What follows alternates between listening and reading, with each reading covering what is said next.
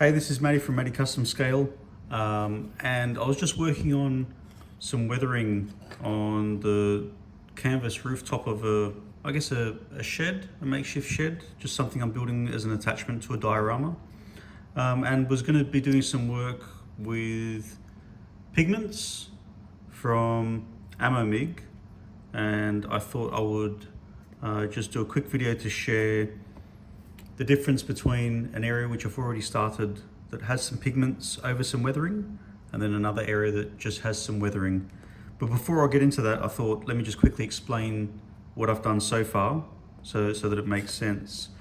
So very simply, I've built a wooden structure, uprights, a base on MDF, and just under there you can see same size wood, just cut and glued into the sections.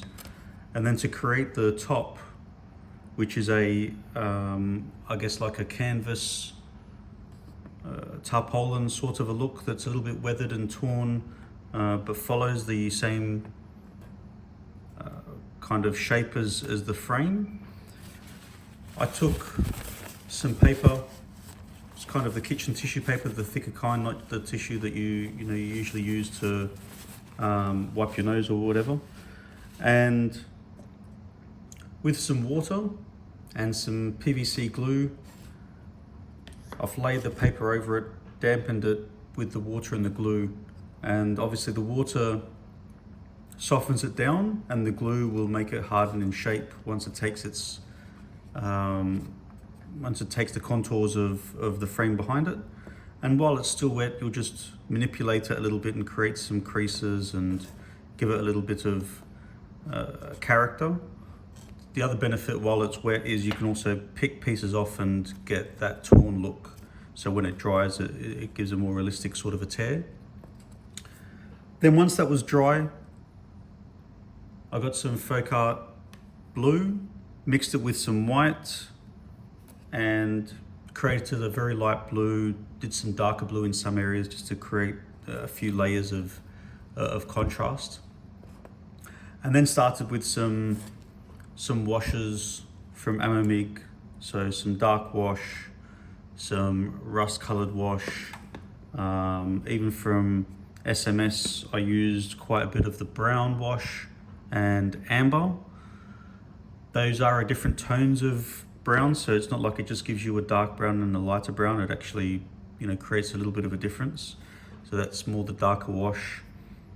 Those streaks there are more of the brown, and then over here is a little bit more of the amber. So it still gives some differences, gives a little bit of a different palette. And the benefit with some of those washes is, the instructions will tell you to shake before you use, and I don't always do that. So I'll actually, if I take one of the lids off, you can see up around the top some of the pigment remains, like it's almost semi-dried. You've got the liquid at the top, which is slightly tinted, and down the bottom, you've obviously got the mud of pigment. And I'll pick different areas depending on, what I'm trying to get to. So in a crease, obviously mud will usually accumulate, and I'll go for a little bit of that mud that sits at the bottom of the bottle. It's a lot darker, and I'll put it in there. And then for the other areas, a little bit lighter, I'll just take the tinted water or tinted liquid at the top and place it over there. So you can manipulate even within just the one product, just by thinking about how it's, what the components are. So now, pigment. So the first thing I've done is I've created a little bit of a mix of color. It's a few different, it might look like it's just brown or a grayish brown, but I've made a mix of Ammomig's dark earth and Russian earth. They're both sort of a medium to dark brown. One's slightly grayer, one's slightly, I want to say brown, but I'd say more reddish. And then I've got some black pigment for areas that I want to darken, and I've got some North African dust or Europe earth that I'll add a little bit later in the process just to lighten some pieces up. So I'll take a little bit of pigment. I'll use a little spatula, put it in to a container, mix it around while it's dry. Yeah, just get the color that you're after. Ammomig a pigment fixer. I don't use pigment that often, so it's not really important for me to go for a lower cost option. It's there. I think if you look online, you can see what other people are using, which is more affordable for those, especially doing a lot more of the pigment work. So I'll try and prop this up a little bit, just so that it's easier to see what I'm doing. So this half I've added the pigment. This half is just the other weathering that I've done so far. Applying it is straightforward. There's no science to it. Do what you think makes sense. But I will start with some deeper areas. And you can place it, but as you start to spread it around, it smudges and lightens up a little bit, so you can get a little bit of some tint, some contrast, etc. Move it around. I reckon I've got a bit too much here, so I'll flick it around to a few different places. You know, after anything uniform, the more random it looks, the more realistic it's going to be. But I guess what you want to try and replicate is, as it starts to rain, as different parts of nature sort of finds its place on these objects, what are the likely paths it's going to take. And so these ridges, these little valleys, is probably where water and mud would accumulate over time in these corners, etc. So I'm just spreading it around. A little bit extra in the deeper corners, but then you don't want it to be too contrasting, so you want a little bit finding its way to some other areas as well. This is more like a lighter sort of a rub, yeah? So that's probably the first round of it. I won't tell you how many rounds you need to do. It's probably up to you. Just clean my brush. And the pigment fixer, you really just want to place it in some areas and allow it to spread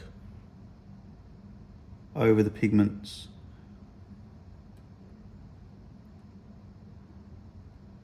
So you want a semi-generous amount on the brush, so it actually moves across the pigment, and then as it dries, it'll set it in place more or less.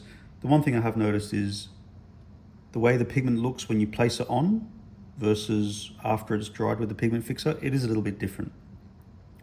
So if you're after a specific look, then do some tests.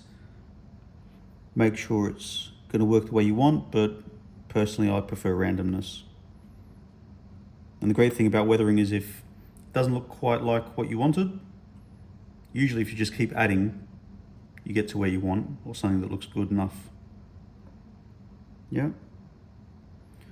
So I'll just do a few more and then I'll zoom in and show you how that's starting to look wet, and then it does look a little bit dry. And then I will say that as you start to add the pigment fixer on, your brush starts to accumulate a little bit of the pigment on there. So if you want to be super careful with how you're applying it, just keep in mind that it does start to get a bit dirty. So let's say over a clean section there, you can see there's a little bit there.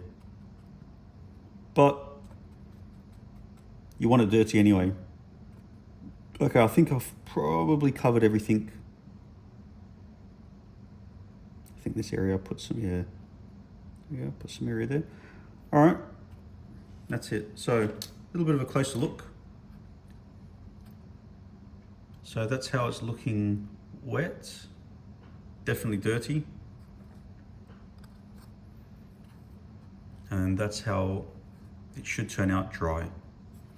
So I would say above this work, it probably needs some dried leaves, which I'll stamp out. It probably needs a few branches. I'll place those on.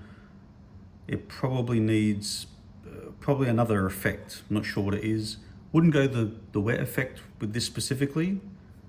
The base has some dried mud. I've got the dried mud and that crackling effect. Can you see that crackling effect? Especially there around those edges. Also an Ammomig item. So that's more of a dry sort of effect. So I wouldn't go with the dry look.